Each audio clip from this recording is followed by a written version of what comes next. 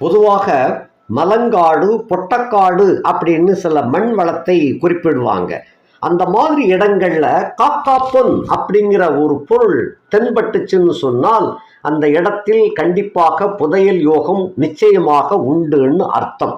இது போக ஒரு கட்டடம், ஒரு வீடு அல்லங்கில் மனை, இவைகள்ல வாஸ்து வாசனை என்று பார்க்கும் பட்சத்தில் கிழக்கு முகமாக இருக்கக்கூடிய இடம் அல்லது கட்டடம், வீட்டில் பால் வாசனை வந்துச்சுன்னு சொன்னால் அந்த இடத்தில், அந்த வீட்டில், அந்த கட்டடத்தில் கண்டிப்பாக புதையலுக்கு நிச்சயமாக இடம் உண்டு. அதே போல தெற்கு திசையை நோக்கிய வீடாக, கட்டடமாக, இடமாக இருந்தால் அதில் நெய் வாசனை தோன்றுச்சுன்னு சொன்னால் புதையல் யோகம் உண்டு. மேற்கு திசை அமைப்பை ஒட்டி இருக்கக்கூடிய அந்த இடம், கட்டடங்களுக்கு சந்தன வாசனை வந்தால் அந்த யோகம் உண்டு. வடக்கு முகமாக உள்ளதற்கு